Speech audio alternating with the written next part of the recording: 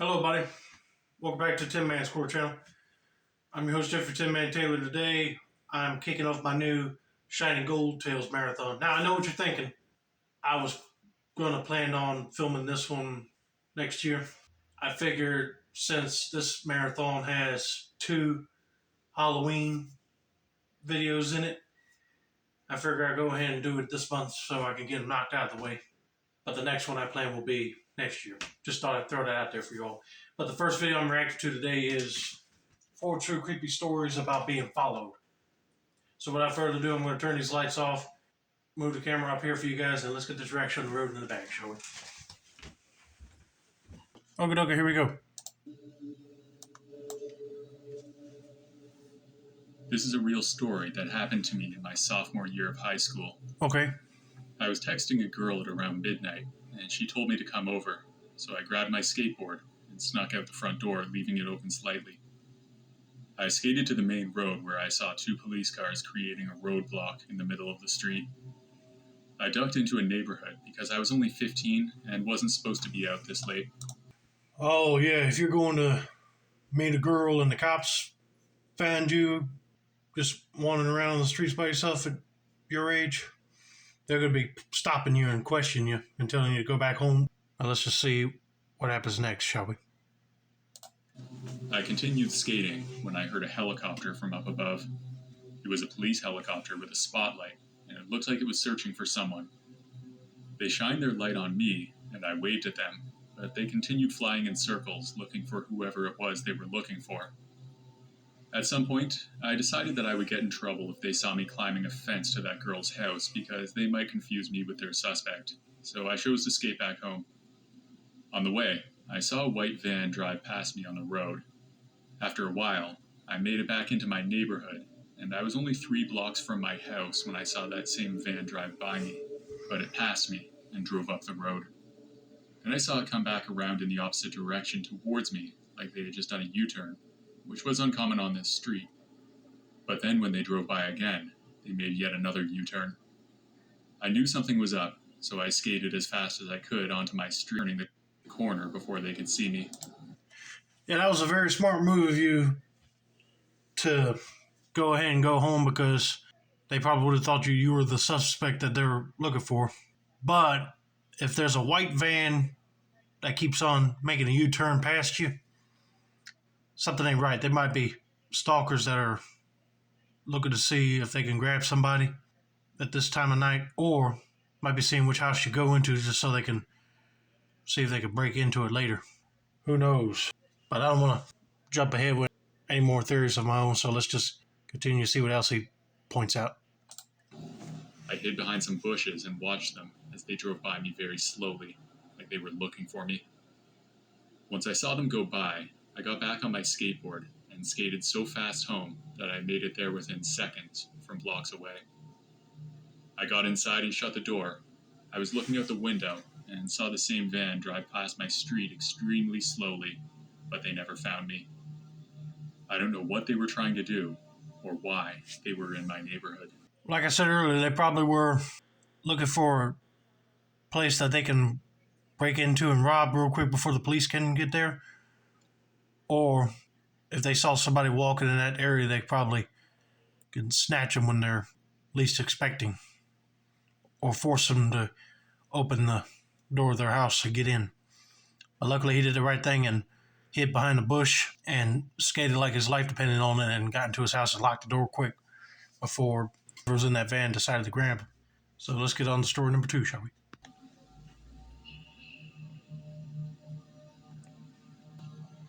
This happened to me late last summer. I was between 11th and 12th grade, and I was enjoying what was left of my time off from school. Throughout the summer, I had been visiting my friends who lived in a different part of the city than me. I would ride the bus there usually at least 2 or 3 times a week, since that's where all my good friends lived. We would usually just walk around and talk about random stuff. There was a mall around there, where we would hang out and sometimes get some pizza or ice cream when one of us had money. Most of the time when I was there, we noticed an old guy who was probably at least 50 years old. He had long gray hair, ripped clothes, and usually smelled like alcohol. He usually kept to himself, and we did the same. However, one time when we were outside the mall, that guy came up to us and started talking. We didn't know how to react because everything he was saying was just really wild conspiracy theories and other stuff that we didn't care about. Okay, first of all, like he mentioned, when it's almost the end of summer and you got to go back to school, I really hate that because you wish that it would continue on and on. You don't have to like go back to school. Well, now I don't have to worry about it, but that sounds like a nice thing to do is to go hang out with friends at the mall or somewhere else. And if you see a guy that's wearing ripped clothes and smells of alcohol and they keep on rambling about conspiracy theories, try not to talk his pants off because he'll just keep you there a lot longer. Just try to say something like, we got to go, and then go to mall security and tell them what that man is doing. I mean, that's what I would do in this situation. He went on for several minutes until my friend Josh made some kind of sarcastic comment. I can't remember exactly what. As soon as he did that, the old guy got really angry and started yelling at us. We just laughed in his face when he did that. I know it's disrespectful, but we were kids and he shouldn't have been bothering us in the first place. I can definitely agree on that. He should have been bothering them in the first place, but some people tend to talk to strangers every now and then, but you shouldn't have laughed at him because then he's going to get really angry and probably run up in your face or do something else. Best thing to do is just walk away from him and not laugh. Eventually, he just walked away. Once he was gone, my friends and I looked at each other and laughed some more. After a couple weeks, I had almost forgotten about the incident. I'd been back a few times since then, and we hadn't seen him. When I went back at the end of August, I wasn't worried at all. This time we were having a party at my friend Adam's house. There were about 10 of us there, just hanging out and talking mostly. Eventually it was past midnight, and I had missed the last bus back to my part of the city. I had made that mistake before, and I would normally walk home when that happened. It was about an hour and a half walk, but I didn't mind that much. It was well worth it to sleep in my own bed instead of on Adam's couch. After I said goodbye to the guys, I started walking down the sidewalk. There were bright lights lining the streets, and quite a few cars driving by, so I didn't worry too much. I would be worrying because if you're just walking by yourself trying to get back to your place, you never know if you got a bunch of thugs that are just wandering around and they might end up following you to rob you or kidnap you. But I got a feeling that guy's probably going to follow him if he recognized him, that is. After about 10 minutes, I started to get the feeling that I was being watched. I stopped walking for a minute and looked around. There was nothing. However, I did notice that the street had calmed down considerably. In fact, it was pretty deserted. I was all alone, it seemed. As soon as I was about to start walking again, I felt a tap on my shoulder. When I turned around, I saw the wrinkled face of that old guy from before. We stood there looking at each other for a few seconds, and then he said, "Hey buddy, do you know what time it is?" Yeah, it's 12:30, I said. Then he just stood there looking at me. No response, no thank you, nothing. It was really awkward.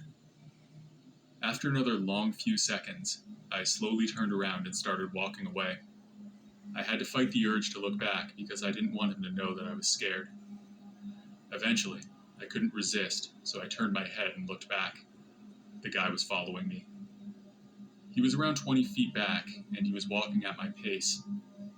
I think he was waiting until we were in a more secluded spot to make a move. When I realized that, I knew I had to do something. I couldn't end up alone with this guy in a dark alley or anything like that. And I knew that there were probably some sections on my way home that would give him an opportunity to do whatever was on his mind. I had to do something, so I simply started jogging. Not running like I was scared or anything, just a light jog. I figured that this guy probably couldn't keep up with me for long. I turned my head, looked back, and sure enough the guy was jogging too. Now there was no doubt that he was after me. I kept a constant pace, and eventually he started falling back. After another 10 minutes or so, he was gone. I made it back home at around 1 a.m. and went straight to bed. I I told my friends about what happened, but they didn't take it too seriously. I, however, found it really scary, and I will try not to miss that bus again. Who knows what that guy would have done if he'd caught me off guard. You got that right. He probably would have took you in a dark alley somewhere and beat the crap out of you, or even worse, kill you and take your valuables, all because you laughed at him. But I cannot believe that his friends didn't take it seriously. Well, if they were in his situation, they probably would have took it seriously, because you don't want that guy knowing where you live at. But thankfully, he was able to lose him, and he made it home safe and sound. Talk about a crap in your pants moment right there.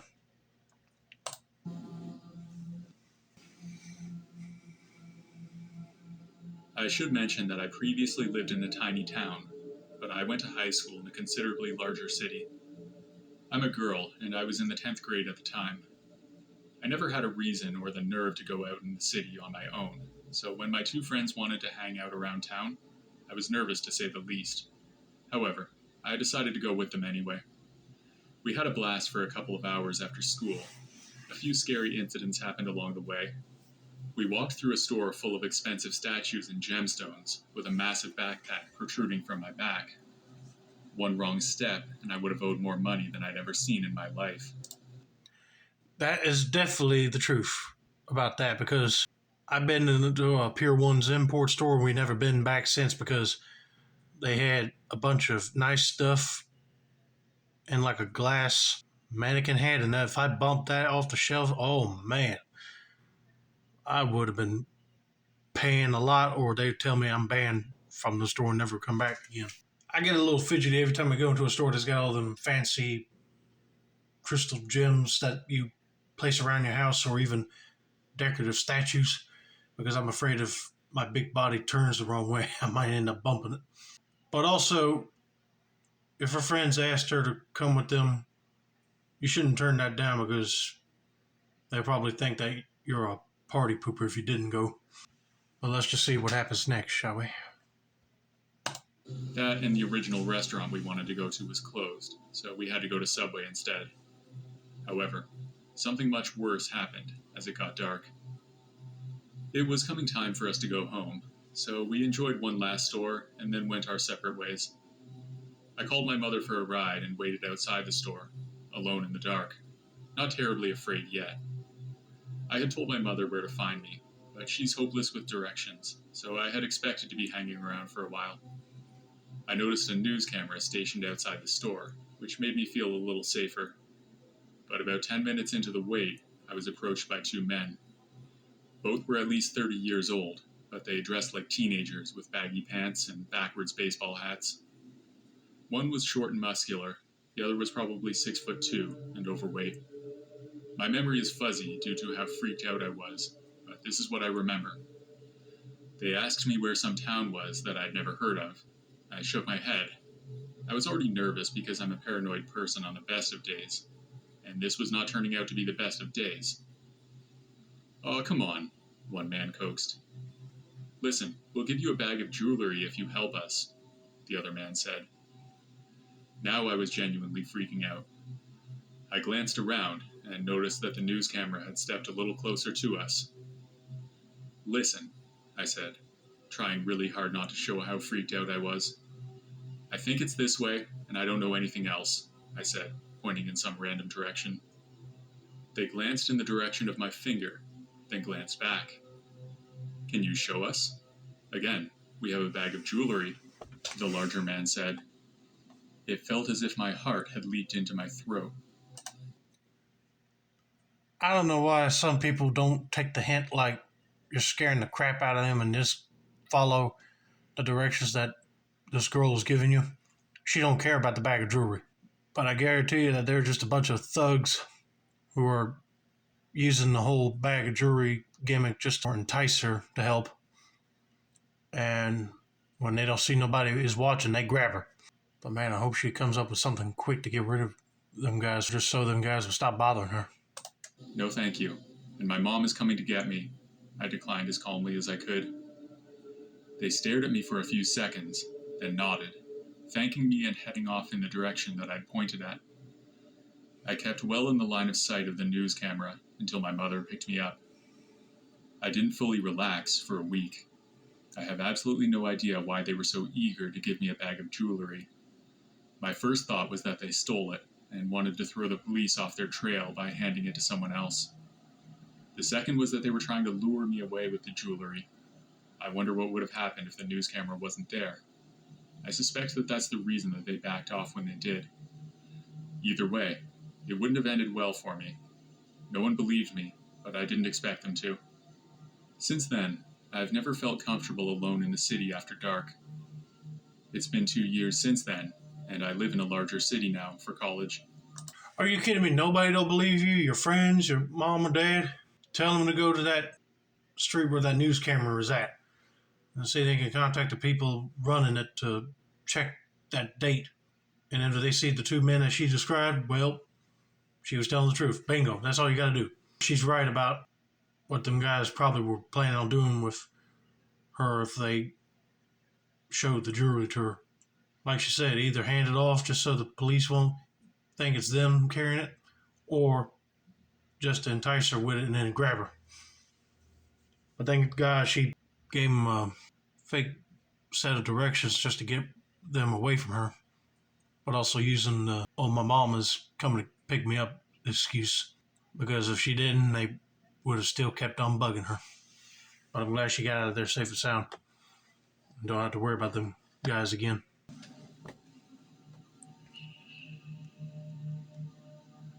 This happened just yesterday, when my best friend Anne and I were hanging out as we normally do at my house. We were really bored, so we decided to take a calm walk around my neighborhood, or so we thought. There was a hospital nearby, and my neighborhood has a history of drug and alcohol-related incidents, but those don't happen very often. Nevertheless, it was kind of a dodgy place.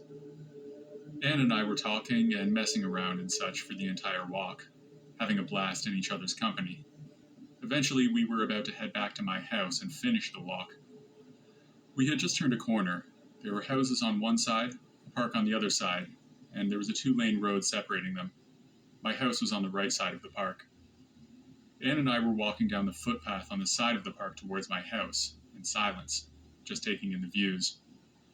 When we were about 50 meters away from my house, I heard a single footstep about 15 or 20 meters away from Anne and I. Only one. I casually turned around, expecting to see a young teenager or an old person, because that's usually who you would see walking around these footpaths in my area. But what I saw will be burned into the back of my head for years. 15 meters away from us, there was this off-looking man. He looked young, I'd say mid-20s, with a skinny figure and dull but fierce-looking eyes. He wore a dark hoodie and jeans, and he was looking at me with this unsettling expression in his eyes. But the absolute worst part about it was that this man was limping very aggressively, walking very quickly towards me and Anne. It looked unnatural, like he was possessed, and he was grinning at me with the creepiest smile I've ever seen. You go into a park and you see a guy that's walking closely to you with a disturbing grin on his face, that'll be a warning sign for you to go ahead and run away from this dude, because it seems like he might want to end up assaulting you two ladies. He was twisted. His head was cocked to the side, and his teeth were so yellow that I could see them from 15 meters away. He looked psychotic, and he looked like he wanted to harm us. I whipped my head back around and told Anne to start walking back to my house quickly, because running might make the guy angry and cause him to run after us. We didn't know if he was high or drunk or not, but I was so panicked that I didn't even mention why we should head back home in such a hurry. Anne turned around and almost screamed. She stared in shock. I've never in my life seen someone with that kind of look on their face before. I grabbed her wrist, and we sped up to get back to the safety of my house. I turned around and we saw the man about 9 or 10 meters away from us. He was moving quicker with that disturbing broken limb of his. It looked very unnatural and scary. We were 2 young teenage girls, and even if we both fought against the man, I don't think we would win, even if he was on the skinnier side.